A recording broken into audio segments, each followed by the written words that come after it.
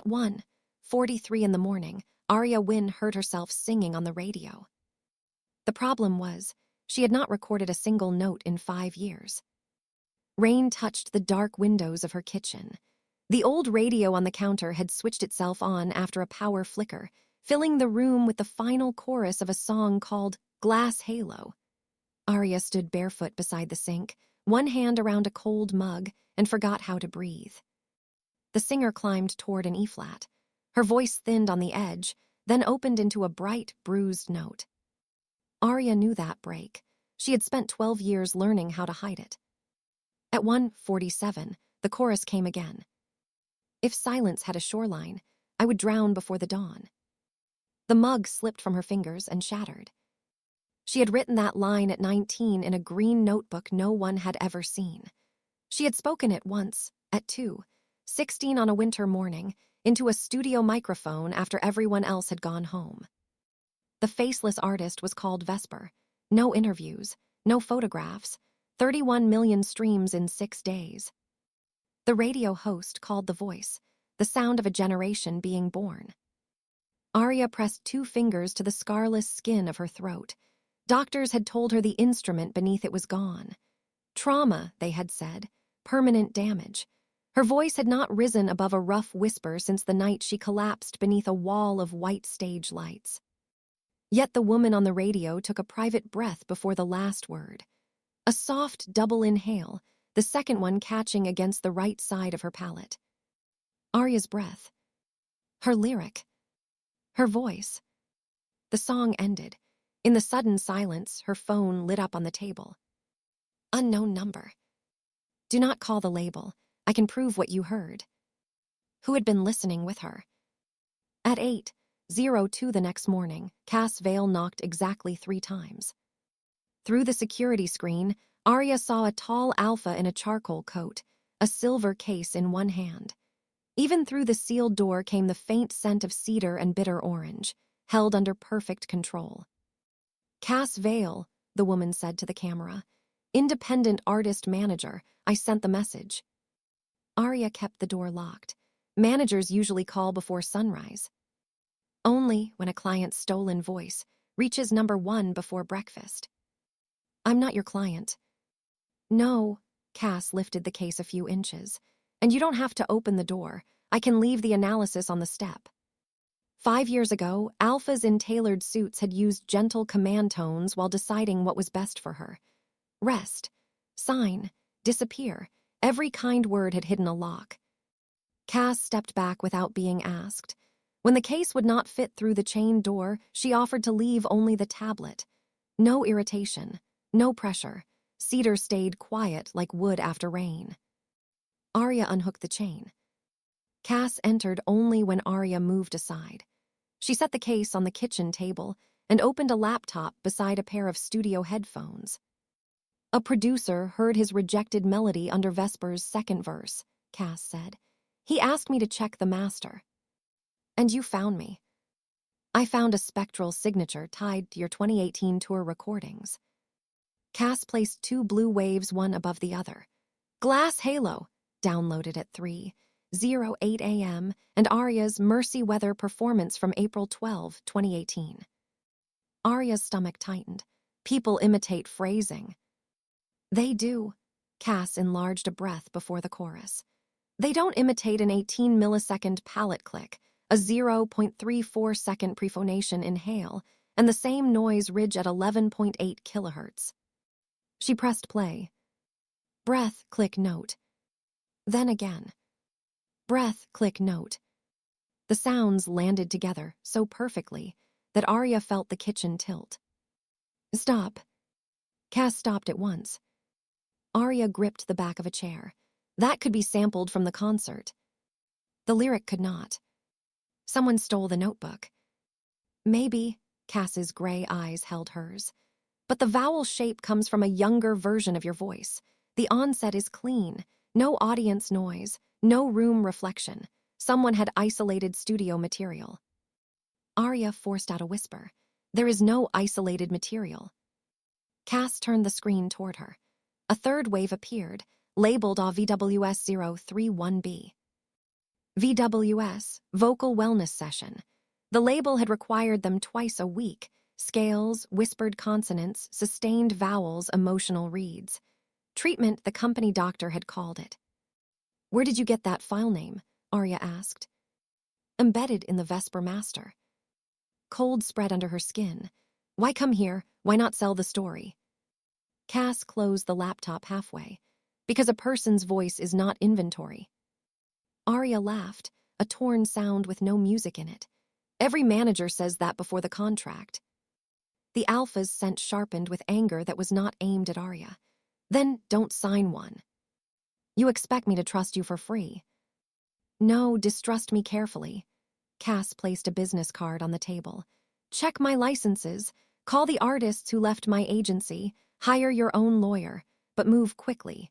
Vesper's label scheduled a global announcement for Friday. What announcement? Cass opened a black invitation, promising the future of human music. Seraph, the first voice that never breaks. Global reveal, Friday 8:00 p.m. Below it was a waveform, shaped like a pair of wings. Arya recognized the final curve as the last note she had ever sung. What were they planning to make her voice do next? The last note had happened at Halcyon Arena, 5 years earlier at 9:17 p.m. Arya had been 24 and exhausted enough to mistake obedience for professionalism.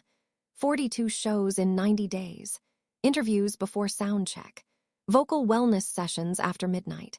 A label doctor named Dr. Luke Marrow had sprayed her throat, tested her range, and praised her for giving them clean data. She had never wondered why healing required 6 microphones. That night, 18,000 people waited for Open Water, the song that had made her famous. The first verse went well. During the second, her in-ear monitor shrieked with a burst of white noise. Her heart slammed. The stage lights became a white wall. When she reached for the chorus, her throat closed. No note came. The crowd began as a murmur. Then someone laughed. Phones rose like a field of glass eyes. Arya tried again. Air scraped through her. The band stopped. Her knees struck the stage at 9:19, and the live feed captured every second. By midnight, Omega Meltdown trended in 11 countries. At St. Orison Medical Center, Dr. Marrow showed her a scan she did not understand. The trauma response has become physical, he said. Your singing function may be permanently compromised. Maybe, Arya had whispered. Her label CEO, Soren Vey, stood at the foot of the bed. His sympathy smelled expensive and empty. Hope can be cruel, sweetheart. We should protect your legacy while it is still beautiful. They brought forms at 2:40 a.m. Her mother had died the year before. Her band was under orders not to visit. The sedative made the letters swim. Arya signed a 6-month medical pause.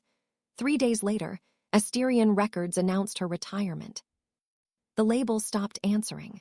Her health coverage ended after 30 days. Her masters remained under contract, and a clause froze her royalties against unrecouped tour losses, totaling $4.8 million. For the first year, she woke each morning and tested one note. It never came cleanly. Shame tightened before sound could form. By the 3rd year, she stopped trying. Now Cass sat across from her in the quiet kitchen and listened without touching the laptop. Did Marrow ever send you the original scans? Cass asked. The label said the hospital archive corrupted. Did you choose retirement? Arya stared at the rain. I chose 6 months. Cass's cedar scent darkened, warm at the edges and cold in the center. Then they announced a lie. Arya's phone vibrated. Another unknown message appeared. Cass Vale signed the order that took your archive. Ask her about October 14. Arya looked up. Cass had gone perfectly still. What happened on October 14? Arya asked. And why did the first honest fear she had seen cross Cass's face feel like an answer?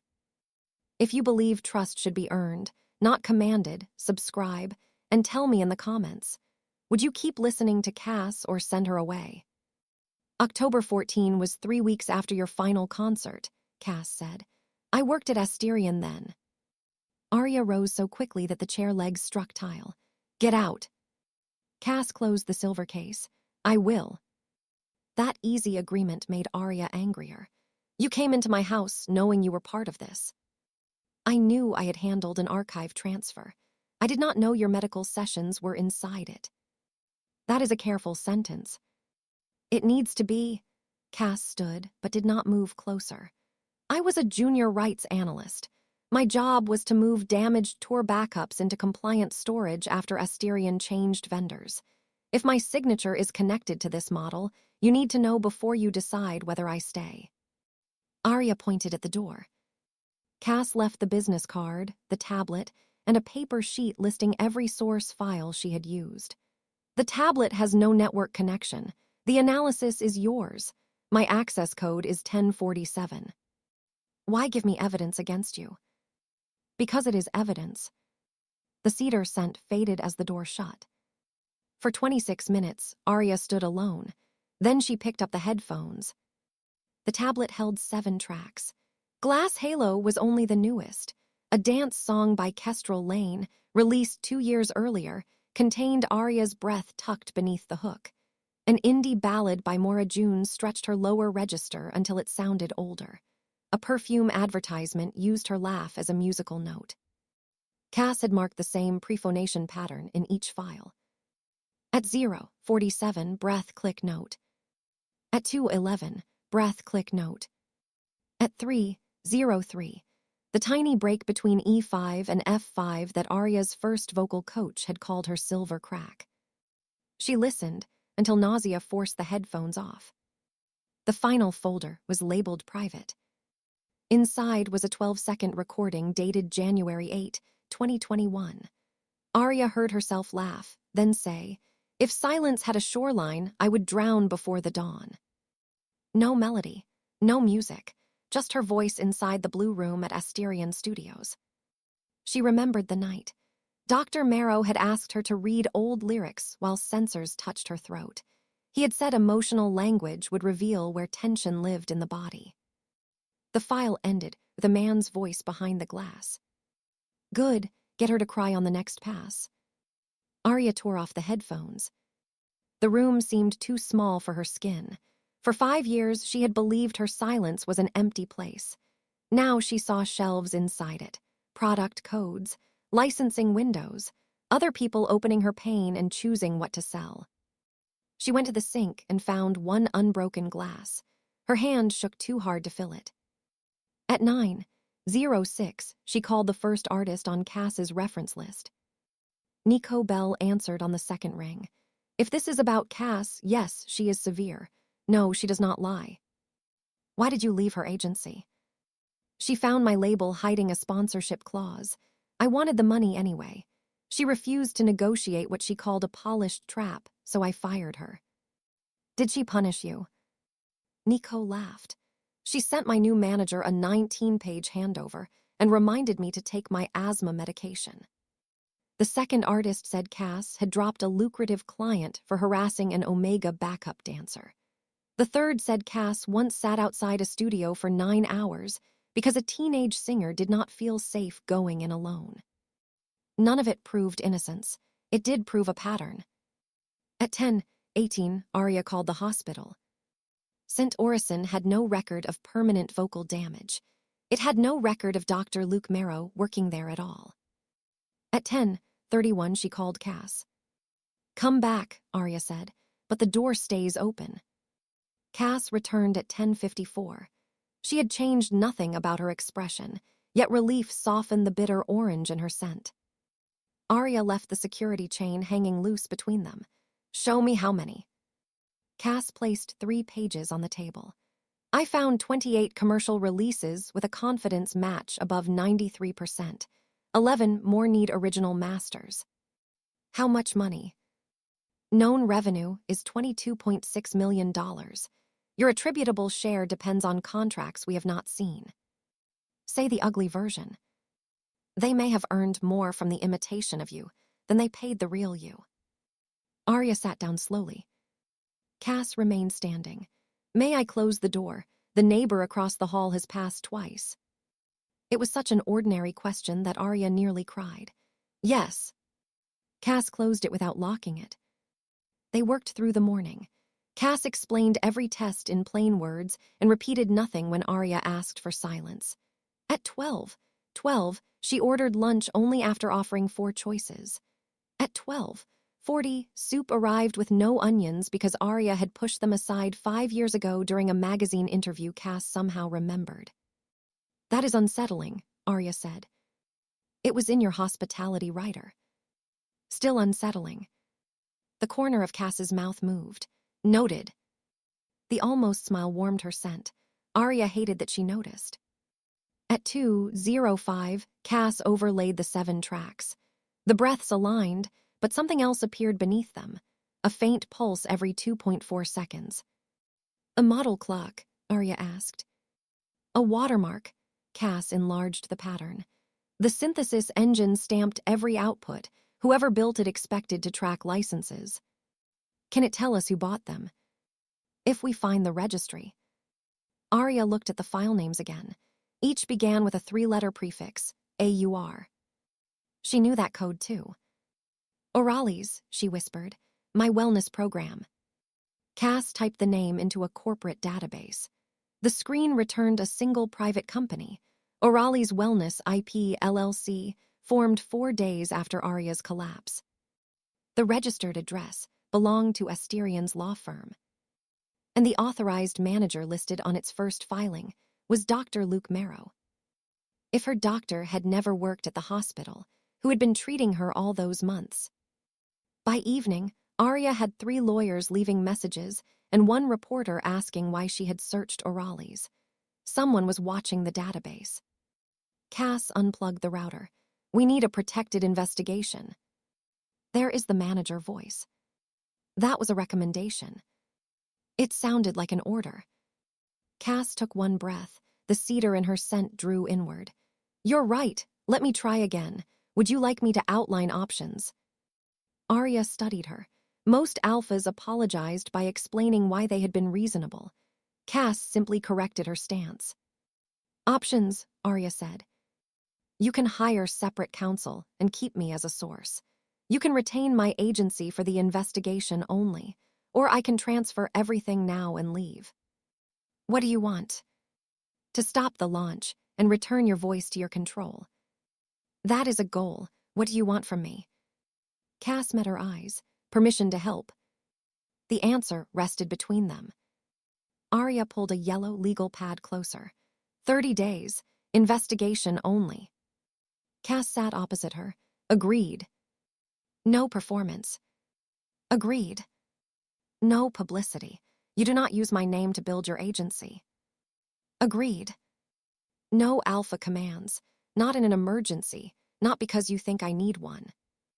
Cass's gaze did not flinch. Agreed. I can end the deal by text. 1 word will be enough. Your commission is 0.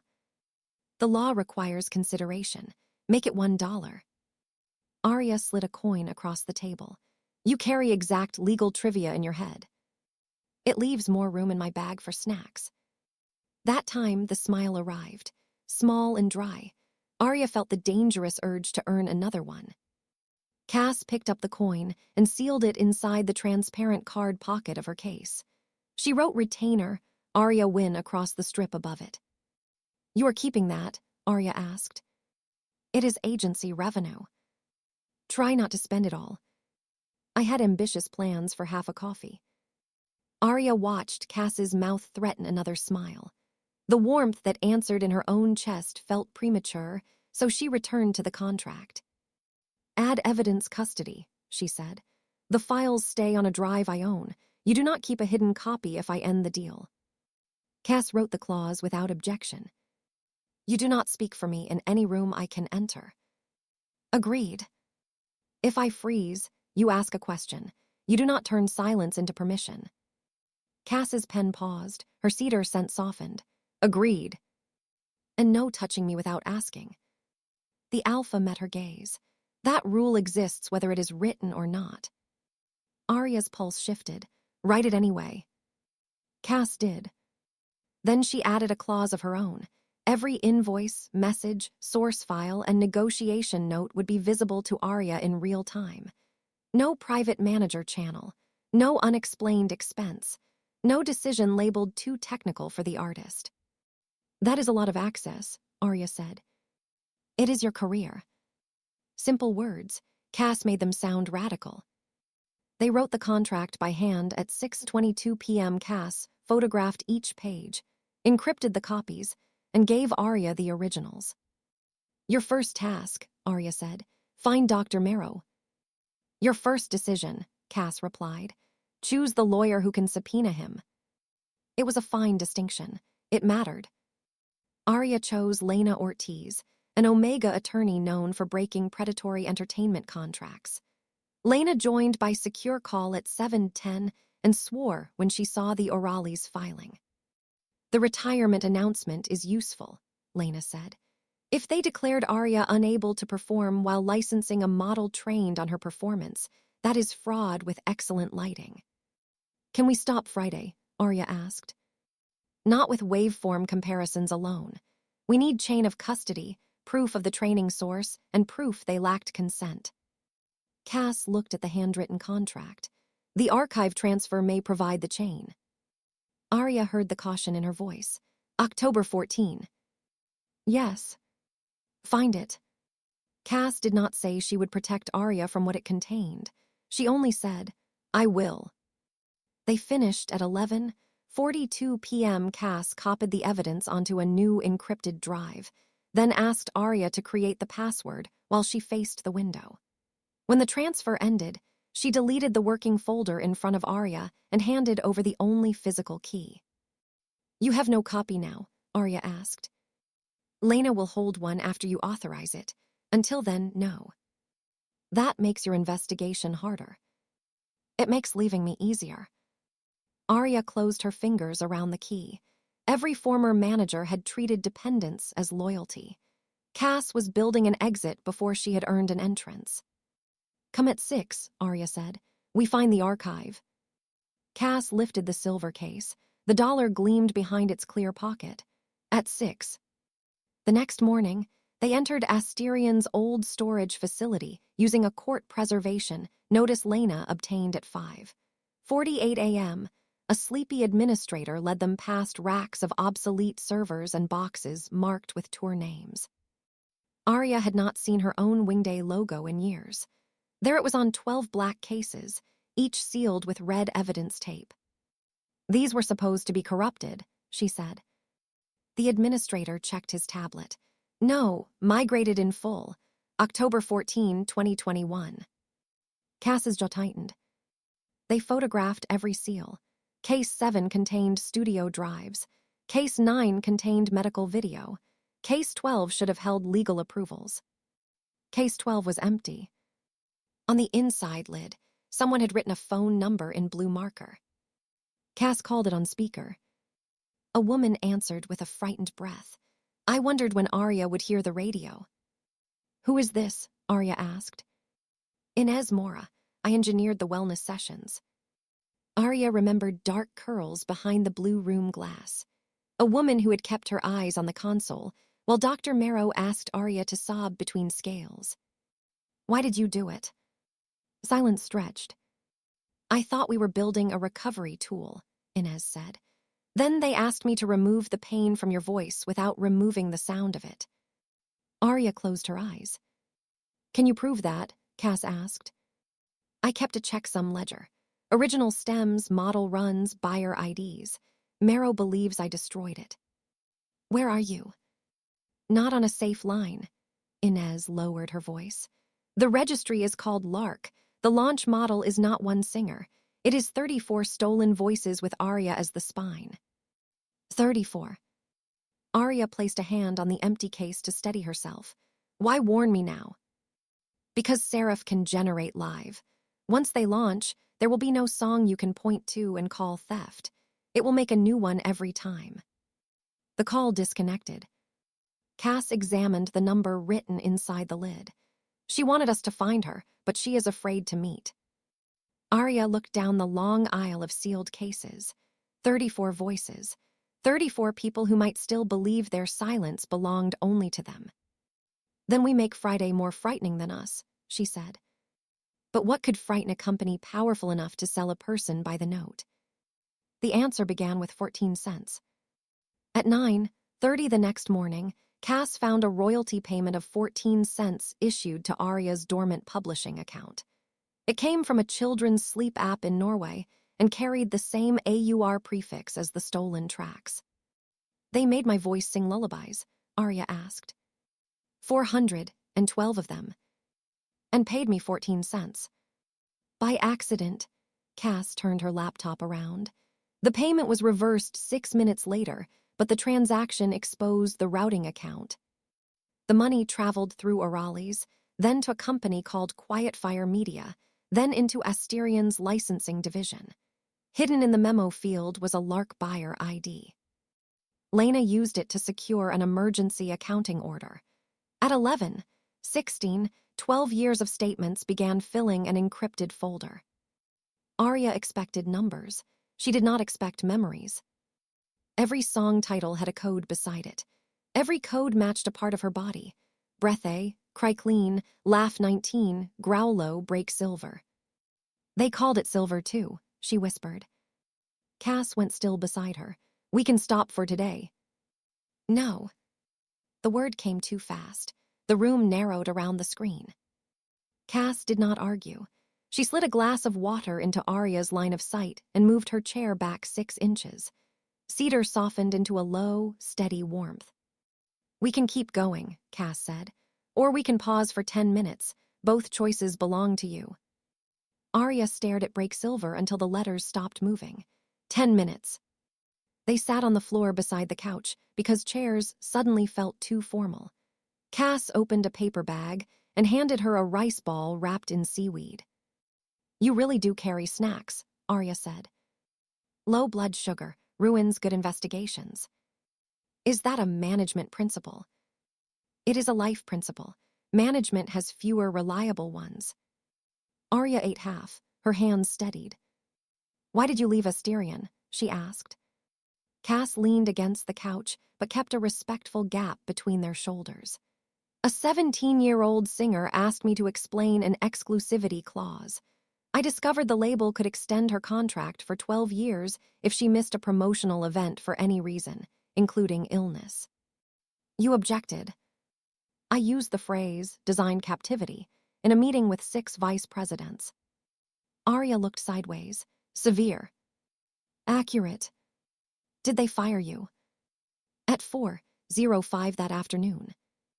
And the singer. Lena voided the contract. So that was how Cass knew the attorney. Another pattern, another thread pulling her closer to belief. They returned to the statements at 11:37. The 14-cent trail opened into $18.4 million held across 7 licensing accounts.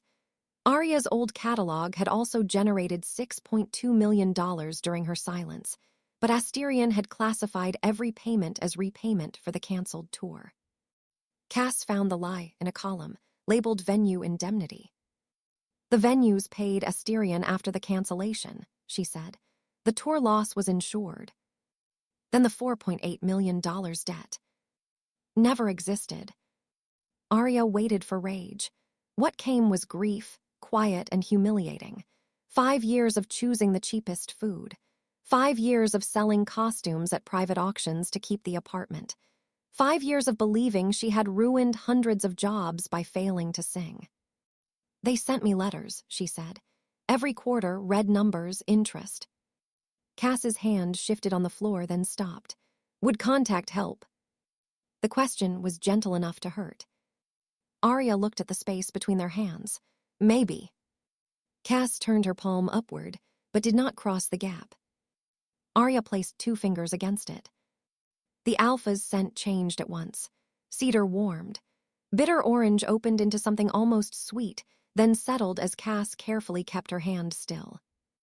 No grip, no claim. A place to rest, nothing more. Arya stayed for 9 breaths. Then she withdrew, and Cass let her.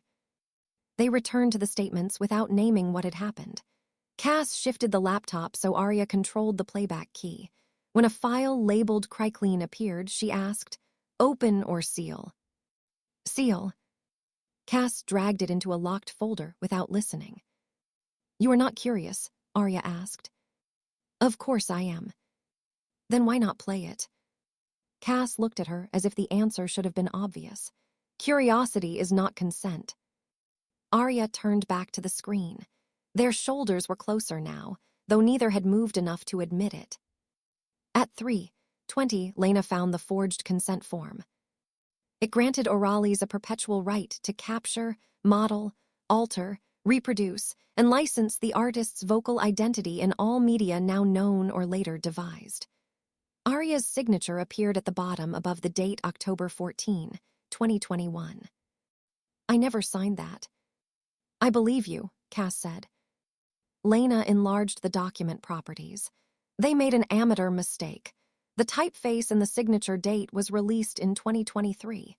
The PDF claims it was finalized in 2021. "Can a judge understand that by Friday?" Arya asked. "A judge can understand fraud, but Asterion will say it was a harmless document rebuild unless we find the original." Cass compared the form with Arya's hospital papers. The signature was lifted from the medical pause. The same upward stroke, the same dot of ink beneath the W, even the same blur from the sedative tremor. Arya felt Cass's anger before she saw it. The cedar turned sharp, like a branch split by lightning. "You're sent," Arya said. Cass stood and walked to the open window. "I apologize." "I didn't say it bothered me." Cass looked back. "It tells me when you're furious," Arya said. "Your face certainly doesn't." "My face has signed a non-disclosure agreement." Arya laughed. The sound was thin and broken, but it was real. Cass stared as if a dark room had opened onto morning. Arya's laughter died under the attention. "Don't." Cass turned back to the window. "I'm sorry." "No, I mean," Arya touched her throat. "Don't look sad because it sounds wrong." "It does not sound wrong." Cass's voice was low. "It sounds like you survived." For one reckless second, Arya wanted to cross the room. Lena cleared her throat through the speaker. "I am happy for the emotional progress. I am less happy about the email that just arrived." Asterion's legal department had sent a cease and desist. It accused Arya of stealing corporate recordings, defaming Dr. Marrow, and interfering with the Seraph launch. Attached was a private photograph taken through Arya's kitchen window at 12:43 the previous afternoon. In it, her fingers rested in Cass's open palm. Who had been close enough to take it? Cass checked the window first, then the hall camera, then the street. She did it without telling Arya to stay back. She only described what she saw: a scratched latch, a narrow sightline from the building across the alley, and a black sedan parked beneath a dead street lamp. At 6:04 p.m., the sedan drove past Arya's building. At 6:15, it passed again. At 6:26, a third time. On the fourth pass, the rear window lowered. A phone lens turned toward Arya's apartment. Cass photographed the plate. The car accelerated through a red light. "We leave," she said. Arya's spine locked. Cass faced her, scent tightening as she caught the effect of the words. "Correction, I think the apartment is compromised. Your options are a hotel under Lena's name, my office safe room, a police escort to any address you choose, or staying here with private security. Which feels least wrong?"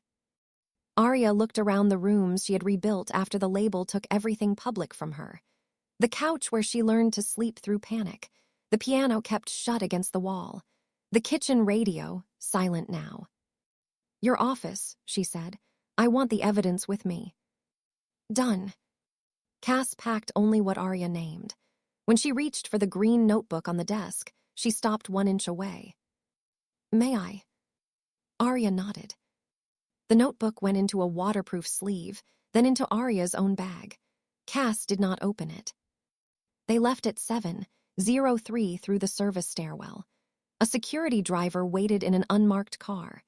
Cass sat in front, leaving Arya the whole rear seat and a clear view of both exits. Halfway to the office, a motorcycle pulled beside them. The rider threw a white envelope against the window and disappeared between traffic. Inside was a copy of the 2021 consent form. Across Arya's stolen signature, someone had written, "A voice is an asset once surrendered."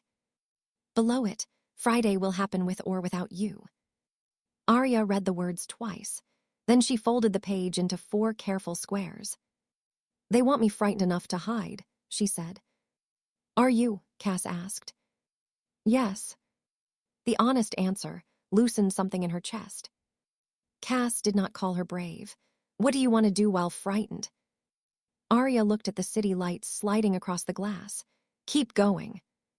Vale North Management occupied the 9th floor of an old newspaper building. Cass's office had glass walls, 3 dying plants, and a framed rule above the desk. "No deal requires your panic." The safe room was less dramatic than Arya expected. A couch, a lock, a private bathroom, and shelves full of tea. "You keep a bedroom at work." "I keep somewhere for clients to wait out photographers, unsafe partners, or their own families." "How often do you sleep here?" Cass glanced at the couch. That was not the question. Arya almost smiled. "How often?" "Too often." Cass gave her the only key and showed her how to engage the internal lock. "I'll be outside. The ventilation is separate. If my scent becomes uncomfortable, close this vent." "You planned for that too." "Safety that depends on pretending designations do not exist is poor safety." There it was again, competence with no hook hidden inside. At 9:18, Cass heated noodles in the office kitchen. At 9:31, Arya found her studying the photograph from the cease and desist. "You are in danger because of me," Arya said. "I am in danger because Asterion chose intimidation." "Your clients could leave." "They have that right." "Your agency could fail." "It could." Cass did not decorate the truth. Arya found that more comforting than promises. They ate from paper cartons at the conference table. Cass removed mushrooms from hers. Arya pointed with a chopstick. "Hospitality writer." Moral objection. "To mushrooms." "To food that imitates damp furniture." Arya laughed again, softer this time. Cass's scent warmed, but she kept her eyes on the noodles. That restraint felt more intimate than being watched. At 10:07, Inez sent a single encrypted file. It contained 34 names and a map of Lark's training architecture. Arya's recordings formed the central model. Other voices filled gaps: a contralto's low notes, a child star's bright vowels, an aging singer's rasp. At the bottom, Inez had added a meeting point for the next day. Platform 6, East Ferry Terminal, 7:30 a.m. Then another line appeared. "Do not bring Cass Vale. Her authorization is the root key." Arya turned the laptop so Cass could read it. The Alpha's expression did not change, but cedar flooded the room with the clean bitterness of smoke. "You should meet Inez without me," Cass said. "You agree." "She is afraid of my name. Your evidence matters more than my comfort." Arya studied the woman, who was willing to remove herself from the very truth that might clear her. Then the office printer woke by itself. One sheet slid into the tray. It was Cass's old Asterion personnel photograph. Across her face, someone had typed, "Ask who opened the route." Cass unplugged the printer. They are inside the office network. If Asterion could reach them through a machine with no open connection, where could Arya go that the label had not already entered? At 1:12 a.m., a private security team swept the office and found a cellular relay hidden inside a smoke detector. Its serial number had been filed away. "Someone installed it before tonight," the lead guard said. "Maybe weeks ago."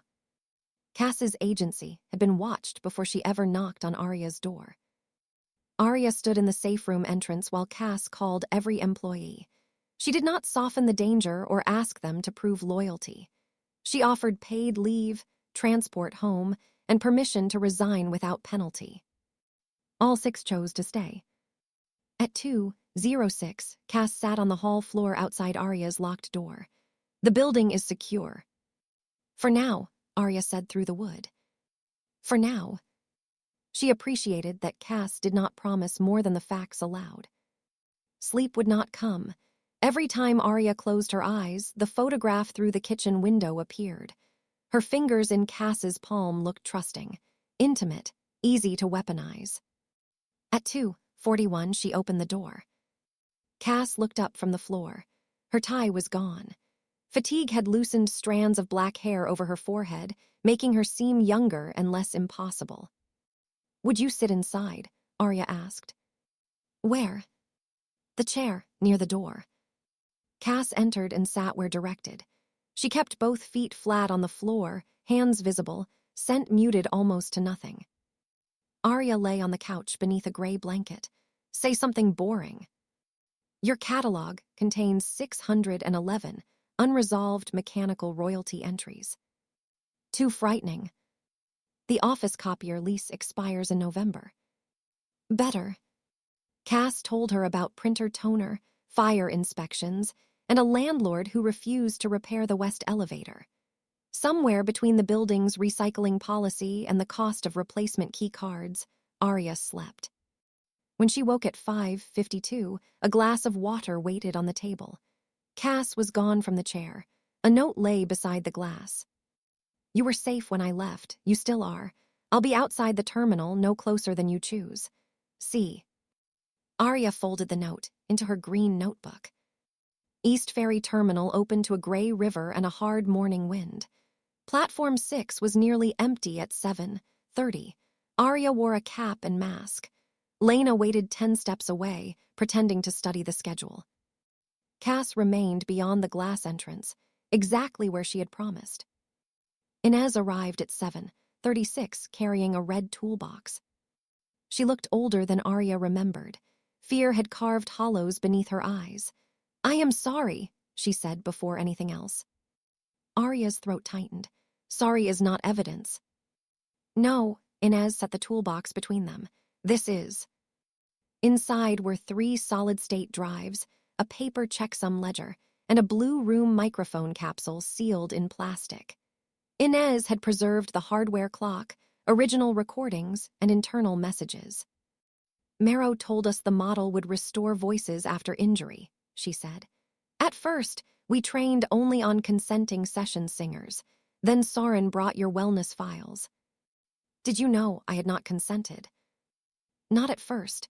By the time I knew, Lark could already sing in your voice. And you stayed. Inez lowered her head. For 11 months. The answer was ugly enough to be true. Arya looked toward the glass doors. Cass stood in the distance with her back half-turned, giving them privacy while watching every entrance. Why is Cass's authorization the root key? Arya asked. Inez took a folder from the bottom of the toolbox. Asterion needed a rights employee to approve transfer of the tour archive into Orali's custody. Cass approved it on October 14 at 6:08 p.m. She says it was a storage migration. That is what the first page said. Inez opened the folder. The authorization contained 47 pages. Page 1 described damaged backup storage. Page 46 transferred all embedded biometric, physiological, phonetic, and affective performance data for unrestricted research and commercialization. Arya found Cass's signature on page 47. It was not a pasted image like her own forged consent. The certificate beneath it was valid. Employee token CV 1047. Date, time, device, location. Cass had signed it from Asterion's 20th floor. Could someone have used her token? Lena asked. Not with the biometric check, Inez said. The signature is hers. Across the terminal, Cass met Arya's eyes through the glass. Her face gave nothing away. Her scent could not reach across the distance. For the first time since Cass had entered her kitchen, Arya had no emotional barometer. Only ink, code, and a genuine signature beneath the theft of her voice. What truth could possibly survive that?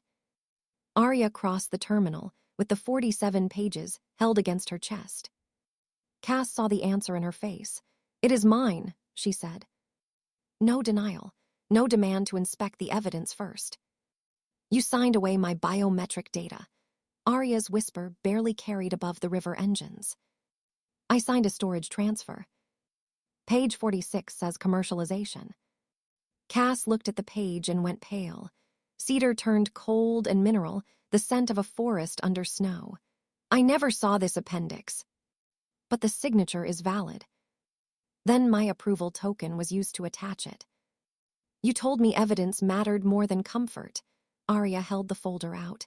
Here is the evidence. Cass accepted the blow without reaching for her. Yes. Arya had wanted an excuse to sound like a lie. She had wanted Cass to become arrogant, controlling, familiar. Instead, the Alpha stood beneath the terminal clock and let the truth hurt them both. Our agreement is over, Arya said. Cass's breath caught once. Understood. You will not contact me except through Lena. Understood. You will not come after me. Cass moved aside, clearing the exit. I won't. Arya walked away with Lena and the red toolbox. She did not look back until the car reached the bridge. Cass was still visible through the terminal glass, one hand resting on the folder, alone beneath the clock. At 8:14, Arya sent a one-word text. End. Cass replied 9 seconds later. Confirmed. All evidence and access transferred to Lena. You owe nothing. No plea, no hidden reason to answer. The clean ending hurt worse than pressure would have. At Lena's apartment, Arya made tea and took out 2 cups before realizing what she had done. She returned one to the shelf too hard.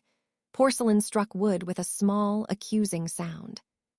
She told herself she missed the investigation, not the woman, the quiet certainty. The way Cass converted every command into a choice as soon as Arya named it. The cedar that had warned her of anger and softened whenever Arya laughed. On the guest room desk, the encryption key rested beside the green notebook. Cass had surrendered every copy, every password, every excuse to remain necessary. Even now, the Alpha's absence made space instead of closing around her. Arya hated how safe that felt. She opened their message thread and stared at confirmed. Her thumb hovered above Cass's name, then moved away. Believing someone had been deceived was not the same as surviving what their mistake had allowed. She put the phone face down and let the grief have the room. Arya spent that day in Lena's guest room while technicians copied Inez's drives. She slept for 43 minutes and dreamed of an audience with Cass's face in every seat. At 4:22, Lena knocked. We found your medical imaging. One Lark drive contained the original high-speed scan from the night of the collapse. An independent laryngologist reviewed it under court seal. There is no structural injury, Dr. Meena Shah said through the call. Your vocal folds moved normally. The closure pattern suggests functional dysphonia after acute panic. It can persist, but permanent damage was not supported by this image. Arya pressed her fist to her mouth. Are you saying I could have sung? I am saying your body protected you by associating singing with danger. That is real. It is not failure, and it does not mean the voice is gone. After the call, Arya sat in silence for a long time. 5 years of grief did not vanish because a doctor changed the name. If anything, it grew sharper. The label had not only stolen her sound, it had taught her to fear the door back to it. Lena placed the green notebook beside her. You do not have to perform on Friday. Cass promised that. Cass is not your manager now. The sentence left an unexpected emptiness. Arya opened the notebook to the shoreline lyric. Under it, 19-year-old Arya had written a melody in blue ink. She went to the small piano in Lena's living room. Her finger found middle C. The note rang plain and harmless. Arya inhaled. Air reached her throat, met the old locked place, and shook. She remembered white lights, laughter, Soren calling hope cruel. Her body prepared to disappear. Then she remembered an open palm that had never closed around hers. She sang one word. If. The sound cracked. It was breathy, uneven, alive. Arya bent over the keys and wept for the voice that had been waiting inside fear. At 6:08, exactly 5 years after Cass's signature time, Lena received a message from a former Asterian security engineer named Tomas Bell. He had attached 2 document hashes and a sworn statement. The file Cass signed contained 9 pages. The file Asterian preserved contained 47. Someone had added the commercialization appendix 11 minutes after Cass approved the transfer. But why had Tomas waited until now to prove it? Tomas answered from a roadside motel. "Cass found me," he said. "She spent the day tracing the old certificate server." "She was told not to contact me," Arya said. "She did not. She contacted the truth." The 2 hashes were different. The signature itself was genuine, but it belonged to the 9-page version. Asterian had used Cass's employee token as a root credential to move every file, then wrapped the altered appendix around the valid certificate. "She should have checked," Tomas said. "So should I, but she did not consent to page 46 because page 46 did not exist." Lena opened another attachment. Cass had filed a public whistleblower declaration at 5:41 p.m. She admitted signing the transfer, described the version deception, and released her own employment emails for forensic review. Asterian responded by suing Vale North for $12 million and freezing the agency's accounts. "She did that after I ended the contract," Arya said. "Yes," Lena replied. "There was nothing left to gain from you."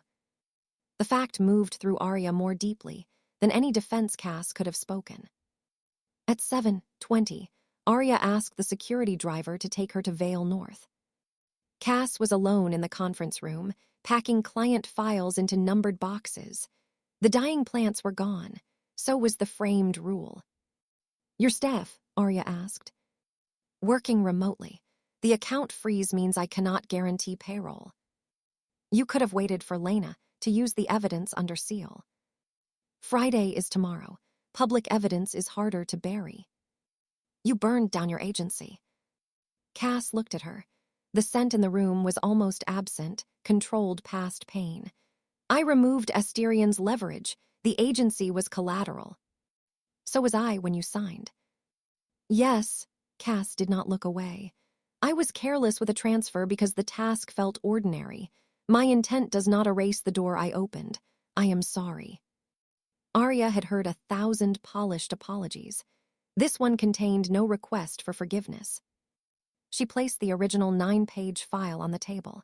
"I believe you were deceived." Cass's composure broke by one visible breath. "That does not make everything fixed," Arya said. "I know. I may not trust you the same way tomorrow." "You are allowed." Arya stepped closer. Cedar began to warm, cautious and disbelieving. "Cass." "Yes." "May I touch you?" The Alpha's eyes softened. "Yes." Arya took her hand. This time, she did not rest only 2 fingers in the open palm. She threaded their fingers together. "May I kiss you?" Arya asked. Cass's bitter orange turned sweet at the edges. "Yes." Arya rose onto her toes and chose the distance.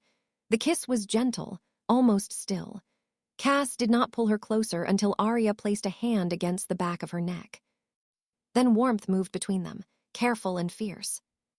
When Arya drew back, Cass kept her hands where Arya had placed them. "What happens now?" "Now you listen to me sing." Cass went motionless. Arya opened the green notebook. Her first note trembled. The second cracked. On the third, Cass's cedar scent deepened, not with pity but wonder. By the end of the shoreline verse, Arya's voice was small and raw and entirely hers. "Friday," she said, "I am going to the launch. To release the evidence. To perform." Cass's manager instincts flashed across her face. Questions, risks, 100 reasons to wait. She asked only one. "What do you need from me?" Arya looked at the empty boxes, the stolen stems, and the woman who had finally learned the cost of an ordinary signature. "Away onto that stage," she said. "Can you get me one?" Cass could get her 6. By 11:09 that night, 6 routes into Skyglass Hall covered the conference table. a loading dock badge, a guest credential from Kestrel Lane, whose hit contained Arya's stolen breath, a service elevator used by the broadcast crew, a court order giving Lena access to preserve the launch feed. Cass explained each route, then moved the papers toward Arya. "Which one?" she asked. Arya chose the front door. At 8:00 the next morning, Kestrel Lane released a statement admitting she had licensed a voice package without knowing the source. She withdrew from the launch and transferred her live performance slot to Arya. By noon, 11 of the 34 singers on Inez's list had joined Lena's emergency complaint. 4 were still under non-disclosure orders. 9 had not answered. The youngest was 16. The court refused to cancel the launch without hearing from Asterion. It did order the company to preserve every second of the event and barred it from removing Arya if she entered with a valid artist credential. "They can still cut your microphone," Cass said. "Then I sing without one." "The room holds 3,000 people. The broadcast microphones will hear." Cass nodded, but her cedar carried worry. Arya touched the inside of her wrist. "You are allowed to be afraid." "I am professionally concerned." "Your scent is professionally terrified." The faintest smile appeared. "It lacks media training." They rehearsed in a borrowed dance studio from 1:15 to 4:00. Dr. Shaw watched by video and stopped Arya every 20 minutes. No forcing, no sprays, no 6 microphones disguised as medicine. The voice came in fragments, a warm low register, a thin middle, high notes that flickered like lights in wind. Arya could not make herself sing Open Water all the way through. At 3:42, she missed the chorus and began shaking. Cass stood near the door. "Do you want me closer?" Arya nodded. Cass came within reach. "Hand," Arya whispered. Cass offered it. Arya held on and tried again. She did not imagine the alpha pulling her through the note. She imagined a door held open while she walked through herself. The chorus emerged cracked but steady. At 4:01, Arya stopped. That decision mattered as much as singing had. Skyglass Hall glittered over the river after dark. Silver wings covered its walls. Above the entrance, a 50-foot image of Seraph opened luminous eyes. A voice without limits, a star without fear. Arya read the words and felt no envy. A star without fear was not a person. It was a product designed never to say no. She entered at 7:41 wearing a black suit and no stage makeup. Cameras recognized her before the staff did. Her name moved through the lobby in whispers. "Arya Wynn. Is that really her? I thought she couldn't speak." Cass walked half a step behind, close enough to help and far enough to make clear who led. At the auditorium doors, an Asterion executive blocked them. "Ms. Wynn has no scheduled role." Arya held up Kestrel's credential. "I have the 8:22 artist slot." "That transfer is under review." Lena appeared with the court order. "Review quickly." The executive looked at Cass. "You know what happens to agencies that make enemies of infrastructure." Cass's scent sharpened. "Infrastructure does not usually forge consent forms." Arya touched Cass's sleeve. "Save it." Cass stepped back at once. The doors opened. At 8:00, Soren Vey walked onto a white stage beneath a storm of applause. He looked unchanged from the man at the foot of Arya's hospital bed. Silver hair, kind eyes practiced for cameras. "Tonight," he said, "music becomes immortal." The lights went dark. Seraph rose from the center of the stage as a tower of light. She had no fixed face. Her features shifted through dozens of beautiful possibilities while silver wings moved behind her. Then she sang.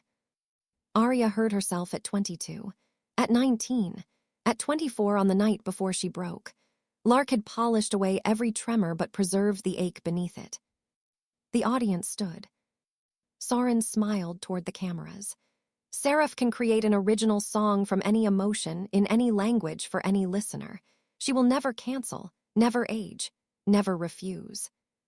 Never choose, Arya thought. At 18, the virtual singer began Glass Halo. Arya waded through the stolen line. She waded through the silver crack made perfect. Then she walked down the center aisle. Cameras turned before Soren did. The audience's applause broke into confusion. At 8:22, Arya climbed the stage for Kestrel's transferred slot. Soren moved to intercept her, smile fixed. Arya, this is not the place. She took the spare microphone from its stand. It is exactly the place. Her speaking voice rasped through the hall. The sound was imperfect, and 3,000 people went silent to hear it. Soren lowered his own microphone. You are unwell. Let us help you privately. 5 years ago, that sentence would have closed her throat. Arya looked into the main camera. At 1:43 4 mornings ago, I heard this company selling my voice. They called the singer Vesper. Tonight they call her Seraph. Inside their files, they call me Akor. The screen behind her changed. Inez had supplied the original Blue Room stem through Lena's court-approved evidence feed. A timestamp appeared. January 8, 2021, 2:16 a.m. Arya's recorded voice spoke the Shoreline lyric. Then the Vesper master played the same breath and the same words. Soren snapped at the control booth. Cut this now. Lena's voice came from the front row. The preservation order covers the live feed. No one cut it. Inez appeared on the screen in a sworn recording. She named Lark, the wellness sessions, and the 34 source singers. Tomas followed with the 2 document hashes. The forged consent form filled the display beside Arya's sedated signature. Evidence moved across the silver wings like cracks in glass. Soren faced the crowd. These materials are stolen and misleading. Ms. Wynne is experiencing the same instability that ended her career. The old shame rose fast. White light, glass eyes, no note. Cass stood in the wings, but she did not come onto the stage. She did not speak for Arya. Her cedar reached faintly through the hot electronics, steady as a line drawn home. Arya looked at the sound engineer. Mute every track. He hesitated. Please. The music stopped. Seraph froze above them with her mouth open. Arya set the microphone back on its stand and stepped in front of it without touching it. A model can repeat my past, she said. It cannot decide my next breath. She opened the green notebook. Her first note was quiet. The auditorium leaned toward it. If silence had a shoreline, she sang, I have learned to cross the tide. That was not the stolen lyric. She had written it at 6:13 that morning. The melody rose. Her voice thinned near E-flat. Panic tightened around the note, asking her to retreat. Arya let the silver crack happen. The sound broke open, bright and wounded, human. Somewhere in the hall, a person began to cry. Seraph's system tried to generate a harmony. A smooth copy of Arya's younger voice entered half a beat late. Arya changed the melody. She paused for 3 full seconds, chose a lower note, then climbed through a new run no training file contained. The model guessed wrong. Its harmony bent into noise. The sound engineer killed the synthetic channel. Arya continued alone. She moved from the shoreline verse into open water. The song that had ended at 9:19 5 years ago returned at 8:29 in a room holding its breath. Her high note did not sound as it had before. It carried age, fear, anger, and the rough edge of 5 silent years. It was better because she had chosen it. When the final note faded, no one moved for 1 second. Then the audience rose. The applause hit the stage like weather. Arya did not fall. She stayed at the microphone and read all 34 names, including those too frightened to appear. She asked the public not to attack the artists who had unknowingly bought Lark licenses. She asked them to follow the money instead. Our voices are not raw material, she said. Our pain is not a preset. Our consent does not become permanent because someone found an old signature. Soren left through a side door before she finished. At 8:36, the global stream reached 62 million viewers. At 8:38, Asterion disabled the official replay. By 8:39, Copies of Aria's live performance existed on more servers than the label could threaten. But would the world's applause last long enough for justice to catch the people running away? It did. At 9:12 the next morning, a judge froze O'Reilly's and Lark's accounts. The $18.4 million Cass had traced remained in escrow. A second order blocked every synthetic model built from the 34 singers. Soren Vey resigned 48 hours later. Criminal investigators opened cases into wire fraud, forged medical records, witness intimidation, and stolen royalties. Dr. Marrow was identified as a private biotech consultant who had used Asterian credentials to enter the hospital. His license claims, reports, and payments all became evidence. No one called the investigation complete. Aria had learned the danger of endings announced too early. 4 months later, a settlement returned her masters, publishing rights, name, and all model rights. The false tour debt disappeared. Her recovered catalog royalties totaled $6.2 million before interest. The 34 singers received control of their source files and a share of the licensing escrow. Aria directed 40% of her recovery into the Open Voice Fund, which paid for forensic audits and lawyers for performers who could not afford them. Inez accepted responsibility in a public statement and testified under immunity. She became the fund's first technical witness, not its hero. Tomas rebuilt the checksum registry in public view. Kestrel Lane and 7 other artists returned songs containing stolen vocals. Aria asked listeners to judge what they did after learning the truth. Vale North lost 2 clients during the lawsuit and gained 12 when the account freeze lifted. Cass rehired every employee with back pay. On the first morning the agency reopened, Aria placed a new contract on Cass's desk. 1 year, she said. 15% only on income you negotiate. My catalog stays outside. I approve every license. No synthetic vocals without separate written consent for each use. Cass read all 6 pages. Termination by text. Still 1 word. No alpha commands. Ever. Cass signed. Aria did not. The alpha looked up. Problem. Aria walked around the desk and kissed her once. Partner first. Cass's cedar warmed through the whole room. Manager second. If you behave. That term is dangerously vague. Aria smiled and signed her own name. For the first time in 5 years, what would that signature authorize her to build? 8 months later, Aria opened her independent tour at the Crown Theatre, where Cass had first found the spectral proof. She chose a room of 2,000 seats, not 18,000. She chose 4 rest days between shows. She chose the set list, the lighting, the ticket price, and the moment rehearsals ended. No wellness team recorded her scales. Dr. Shah attended as a guest, not an employee. A red light outside the warm-up room showed when microphones were off. Cass knocked 3 times before entering. 5 minutes, she said. Aria adjusted the silver ring on Cass's hand. Manager voice. Girlfriend information. Acceptable. Beyond the curtain, the audience waited. Aria felt fear, but fear no longer felt like a locked door. It felt like whether she knew how to cross. Cass offered her palm. Aria kissed it, then walked onto the stage alone. She opened with Shoreline, the song born from the lyric Asterian had stolen. Her voice carried every breath the model had tried to clean away. On the silver crack, the audience did not laugh. They sang with her. After the encore, Aria returned to the quiet dressing room and found Cass beside a small radio. The live recording had already reached number 1. Do you want to hear it? Cass asked. Aria took her hand. Yes. If this story made you believe a voice is more than sound, subscribe, and tell me which moment made you trust Cass or forgive her. At 1:43 in the morning, the radio carried Aria Wynn's voice again, and this time it belonged to her.